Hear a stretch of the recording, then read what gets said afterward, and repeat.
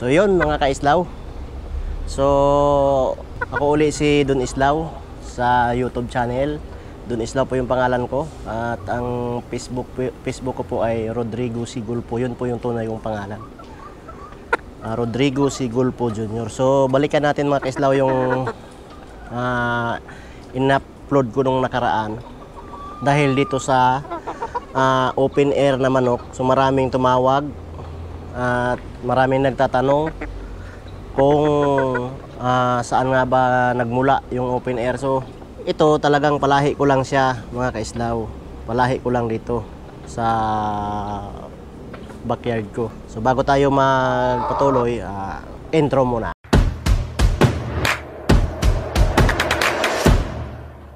So yun, balik tayo mga kaislaw.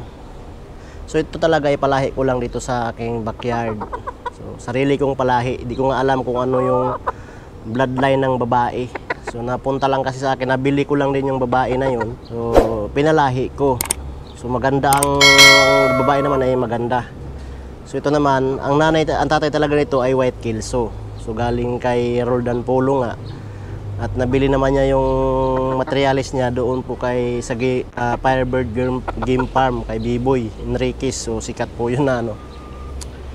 So maraming nagtatanong kung ito ba ay binibinta or basta ang tinatanong nila kung ito ba ay binibinta. So sa ngayon mga kaislaw, hindi ko talaga ito binibinta. Tatlo lang kasi ito eh. Marami sila magkakapatid. Tatlo lang yung lumabas nakagaya doon sa nanay. So ilang bisis ko na siyang inulit na magpalahi ng ganon. Hindi talaga lumalabas lahat na open air. So iilan-ilan lang. Sa siguro nakatatlong palahi na ako, ang lumabas iilan lang, tatatlo lang talaga. Sa isang sisiw, isang dalawa lang ganyan. So kaya hindi ko siya ina-out. Tinitesting ko at ito talaga yung papadamihin ko dito sa manukan ko. Kung gusto nyong magkaroon ng ganito, mga kaislaw, marami din akong nakikita dyan sa kaso nga lang, hindi ko alam kung ano talaga yung purpose sila doon sa sa YouTube. Nakikita rin ako na may mga open air sila na ganitong manok. Hindi ko lang alam kung ano talaga yung noon. Pero ito talaga, sure ako na ito ipapanlaban ko talaga to. Sa ngayon kasi hindi pa, kasi nga yung unang sisiw nung bulik na yon, yung nanay na yon, ay hindi siya open air. Although, malalaki na, yung sinundan nito, malaki na. Ito kasi yung pangalawang sisiw noon eh. Yung bulik na yon. Pangalawang sisiw po ito. So yung una, walang open air lumabas. Tapos pangalawa, ito lang yung isa na may lumabas na open air. So ang pangatlong sisiw niya, ito na nga yung kahapon na dalawang puti na nagmana doon sa tatay. At ang iba naman ay may bulik din. So dalawa lang talaga yung mana sa tatay na open air. May iba naman, babae, hindi naman siya open air. So isa lang yung nagmana, babae na open air din na puti.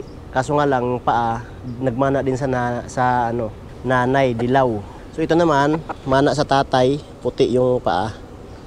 So yun yung pinagkaiba niya kaislaw. Ito lang, pero kaso sa balahibo, yun nga, may bulik pa rin. So, mahirap po magpalabas ng ganitong uri na manok sa isang daan siguro. Minsan ilan lang, hindi nga abot sa 10. Mapalabas mo lang yung open air din. So nahihirapan ako kasi kaya hindi ko siya ina-out sa ngayon kasi nga papadadamihin ko rin eh. So sa sunod siguro na mga kung marami na, kasi nga itong anak ibabalik ko sa tatay, open air din. Tapos yung isang anak na na sinundan nito na lalaki, ibabalik ko sa nanay. So open air sa open air na. So doon na siguro magkakaroon ng maraming anak na open air. So anak sa nanay, tapos yung babaeng anak sa tatay. Ibabalik ko lang siya. Inbreed kasi yung ginagawa ko mga boss. Ini-inbreed ko yung manok kasi yun naman talaga yung i-cross ko lang sila kasi cross na nga yung tatay at saka yung nanay. Ngayon ibabalik ko lang. Mas may worst pa akong gagawin doon, yung magkapatid. Pag-aasawahin ko yung magkapatid na parehas open air. So doon ako medyo kasi nga mayroong lumalabas na sa mga palahi ko dito, mayroon siyang lumalabas na kakaiba. Totoo yung sinasabi nila na pag inbreed yung manok mo, may mga lumalabas na hindi maganda sa piling-pili lang. Tulad nito, Yung kapatid nito, kung yung paa.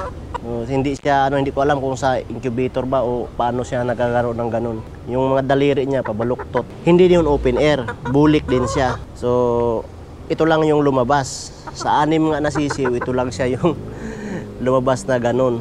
So bihira, mahirapan ako magpalabas. So ewan ko lang, so hopefully next na palahi ko, titirahin ko sila ng magkapatid. I-inbreed ko sila ng ganun. So yun nga lang, piliin natin yung ganun naman talaga pag nag-i-inbreed ka, piliin mo yung okay, yung gaganda. Itabi mo yung iba, kal na. So ganun yung gagawin. Kasi gusto mong magpapuro ng manok gusto mong magpapuro ng palahi. Kaya yun ang gagawin natin. Sa ngayon, pasensya na muna kayo sa mga nag-PM or tumawag sa akin. Hindi muna ako maglalabas ng mga ganitong palahi ko dahil kinikip ko rin. Kasi yung nanay nito matanda na. Ang iniitlog niya 3, minsan 6. Mahirap na siya mag-itlog ng marami. Pag matanda na pala yung manok, bibihira na mag-itlog ng madami. Kaya inaano ko na rin, sinisave ko na yung mga anak para sakali, tulad niyan, madali na siya magkasakit. At least mamatay man yun, mawala man, mayroon na akong pamalit. Isa pa lang. So isipin nyo yan isa pa lang na babae yung nagmana sa inahin na open air. Ganun siya kahirap maglabas ng genetic na ganun na hitsura, kakaib. So tsaga-tsaga nga lang. Ngayon, may mga palahi ako dito nga. Kung gusto niyo rin makita yung backyard lang yung ko, pero libangan lang naman kasi namin to ng kasama ko. Magsabong. Gusto niyo malaman yung mga bloodline namin dito, yun. Gusto niyo nang isindan ko kayo ng mga video ng mga nilalaban namin. Nananalo naman, yung iba natatalo din. Pero lamang naman din yung panalo. So swertehan lang. Lamang yung panalo. Ito, ang ganda talaga ng katawan kasi yung nanay, napakaganda ng Alagaan nyo lang, mga kapatid, kaislaw. Kapag nagbe-breeding kayo ng manok, alagaan nyo. Saka pipiliin nyo ng pipiliin. Kasi mayroong lumalabas na hindi maganda. Tulad nga sinabi ko sa inyo, papakita ko sa inyo kapatid nito kukunin ko. Ganyan yung paa. Ito, kunin ko. So ito yun. Ito yung kapatid nun, mga kaislaw. Magkakapatid to sila. Tignan mo yung parehas ang balahibo. Parehas din ang laki. Kaso nga lang, ang nanay nito ay open air din. Kaso nga lang, hindi siya open air lumabas. So bihira nga lumabas yung ganun. Bibihira lang siya palabasin. So napakahirap palabasin ng open air na manok. Di ko alam kung ano ba yan, sinyal ba yan. Kasi di ko nga alam kung saan yung bloodline na yan. So marami din nagsabi, mayroon din akong kaibigan na veterinaryo, yung kaibigan kong veterinaryo si Lakay, si John, si Lakay. So sabi niya, ingatan daw yung mga ganun kasi nga masilan yun sa ulan. Pag napasukan ng taingan nila ng ulan, so nagkakaroon na ng problema. So yun, kaya iniingatan ko nga naman talaga. Kasi baka nga magkaroon ng problema mahirap na. So ito yung kapatid, parehas yung laki. Halos parehas lahat ng Din sinabi ko, isa lang yung nanay, kaso nga lang hindi siya open air. So ganun yung hitsura niya.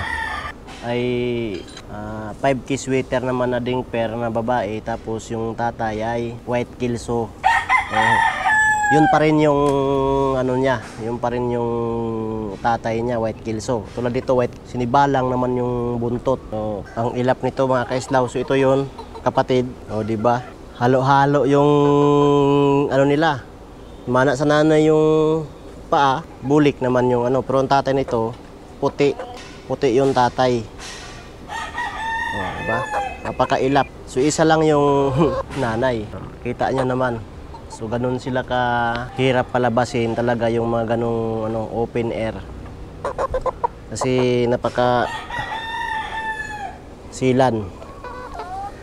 silan magpa-breed. So, ito.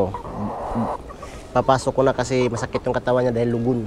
Yun. So, sa mga kapwa ko backyard, tsaga-tsaga lang tayo mga kaislaw. Tsaga-tsaga lang din kayo sa pag-breed nyo. Mapiperfect niya natin to. Katagalan. Yung babae, andito, yung babaeng manok. Yung open air na babae, Ito na yung ibabalik ko doon sa tatay. Kaya maraming, tulad na sinabi ko, maraming tumawag na aalburin nila o bibilhin.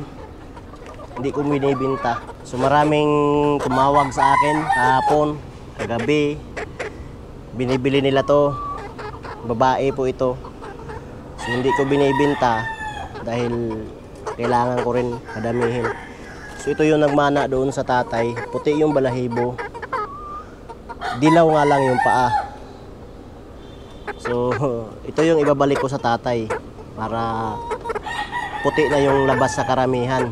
Kasi bibihira. Ano to sila magkakapatid eh, anim, tapos dalawa lang yung open air, 3 puti na babae na hindi open air. So isang open air ito lalaki. So ganun sila ka ano, 6 sila na magkakapatid. Pero yung ano niya, yung dito parang bulik, yan oh, may ano pa rin ng nanay. Gwapo, maganda. Sulit mga kaislaw, sa katawan sulit. Kasi alaga ko nga eh, manipis lang din yung mga balahibo nila, kupkupin, you know? Yung mga balahibo nakadikit. So yung mga kakaiba nating mga alaga dito. Sa sunod na mga siguro next year magagamit ko na to eh. Kasi ano to, pasisiyo siya ng July. So pasisiyo to ng July, late na to eh. Nung tag-ulan, inabutan to kaya nagkaroon ng sakit. Next year, hopefully, hindi lang sana to tamaan ng kung ano-ano mang problema. So, dadami na to dito yung mga open air ko. Ang tawag ko dito nga kasi Spartan white kasi parang Spartan yung paa, yung Spartan sinilas, dilaw. Kaya tawag ko siyang Spartan white. So, ito, kung gusto nyo magkaroon ng ganun, ng manok, sarili yung bloodline, kayo talaga yung magtiyaga. So, kayo yung maghanap ng bloodline na kayo ang nakakaalam, kayo magpo-produce tulad nito. So ako lang bibihira ka makakapagpalahi ng ganyan, no? Mayroon man siguro, ilan-ilan lang. So yun mga kaislaw, so hanggang sa muli, update lang kayo. Sa ngayon kasi di ko pa alam kung saan ang galing yung mga open air na yan. Kung mayroon kayong alam, pwede nyong sabihin o i-share nyo sa akin kung saan galing yung open air. So, bye-bye!